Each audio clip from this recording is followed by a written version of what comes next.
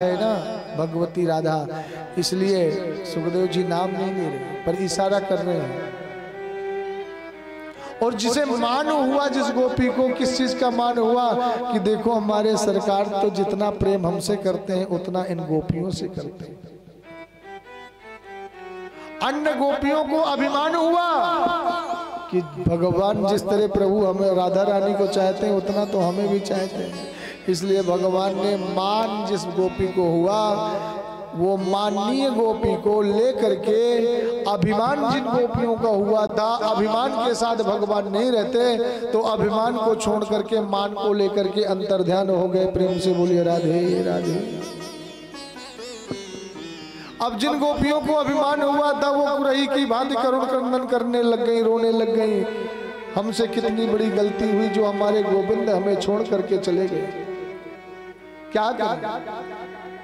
गोपियों ने पृथ्वी से पूछा, यमुना से पूछा, बट वृक्ष से पूछा, पर किसी ने जवाब नहीं दिया। तब ये गोपियां जिसे मान हुआ था वो गोपी सोच रही है कि यदि मैं वापस नहीं गई तो कितने जन्म बीत जाएंगे पर इन गोपियों को कभी गोविंद प्राप्त नहीं होगा।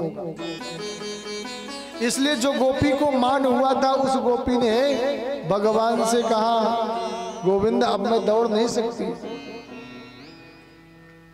तो जिस गोपी को मान हुआ था उसे मेरे गोविंद ने कहा कि सोरी जी यदि आप नहीं जा सकती हैं, चल सकती हैं तो आ जाइए, मेरे कंधे में बैठ जाइए, मैं आपको लेकर के चलता हूं।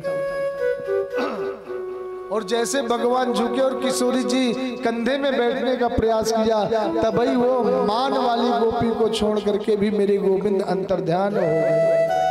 अब गोपी अकेली हो गई, करुण क्रंदन करने लग गई।